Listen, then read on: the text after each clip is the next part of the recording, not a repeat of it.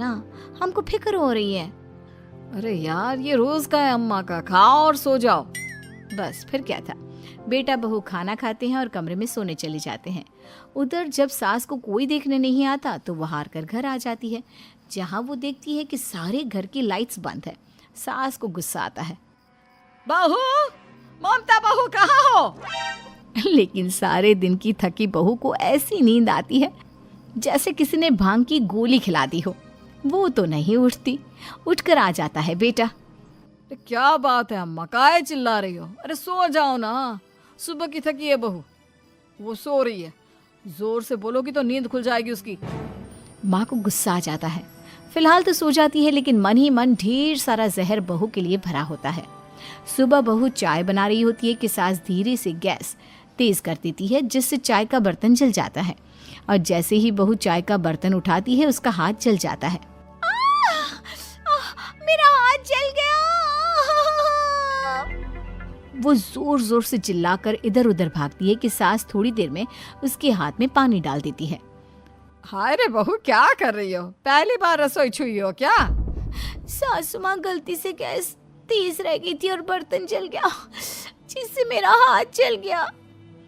हाय रे, कितना गंदा दाग। छी छी छी छी, मुझे तो उल्टी आ रही है तेरा गला हुआ मांस देखकर।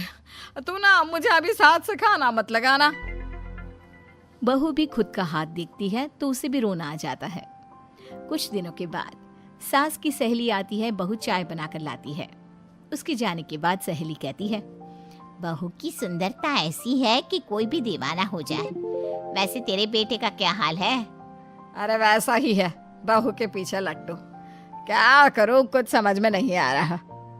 मैंने तो बहू के चेहरे पर दिवाली के पटाखे की चक्री फेंक दी, उसका पूरा चेहरा जल गया।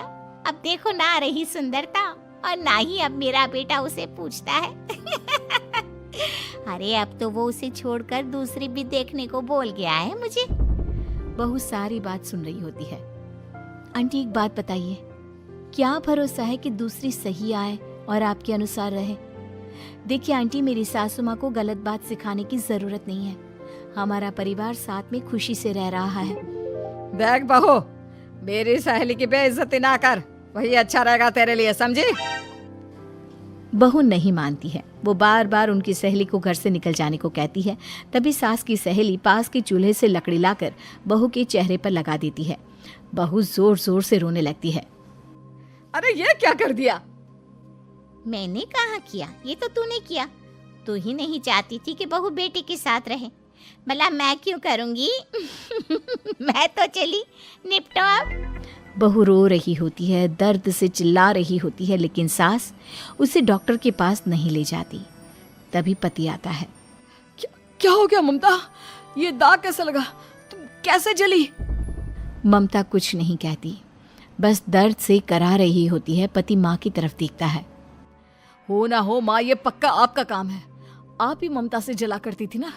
देखना माँ, अब पुलिस आएगी, केस बनेगा, लेकिन पहले मैं ममता को अस्पताल लेकर जा रहा हूँ। सभी अस्पताल जाते हैं, जहाँ डॉक्टर ममता की सास से कहते हैं,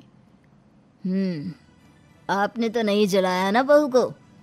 अब ममता की सास के तो पसीने छूट रहे होते हैं। वो घबरा कर कहती है, ना ना डॉक्टर साहब, कैसी बात करते हैं? हम क्या जलाएंगे अपनी बहू को? डॉक्टर ममता के पति से पूछते हैं, देखिए, क्योंकि ये ससुराल में जली है तो मामला पुलिस का बनता है, तो आप पहले पुलिस को बुलाइए, तभी इलाज पूरा होगा। सास डर जाती है कि अब तो बच्ची जिंदगी जेल में ही रहना होगा।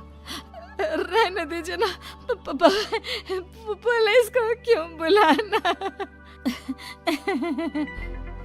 सारी हंसी खत्म हो जाएगी जब पुलिस के डंडे पड़ेंगे। बहू को जलाना भले ही बहुत आसान हो, लेकिन उसके बाद सारी जिंदगी जेल की हवा खाना।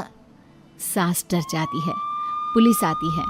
पास लेटी दर्द से करा रही ममता स्टेटमेंट देती है। तो क्या हुआ था? कैसे जली आप? ममता पास खड़ी सास को देखती है। बेटी बताओ, कैसे जल गई तुम? ओए, काका का किरण वाली शाहरुख, चुप, बिल्कुल चुप। सास चुप। सभी इंतजार करते हैं कि ममता क्या बोलेगी। जी मैं खाना बना रही थी, लकड़ी उड़कर मेरे ऊपर गिर गई और मैं जल गई। सास बहू की बात सुनकर रोने लगती है। देखा माँ, कितनी समझदार है ममता। ये चाहती तो, हाँ बेटा, ये चाहती तो मैं आज जेल में होती। मुझे माफ कर दे, मैं आगे से अभी कभी ऐसा नहीं करूंगी। बहू के साथ मिलकर रहूंगी, मुझे माफ कर।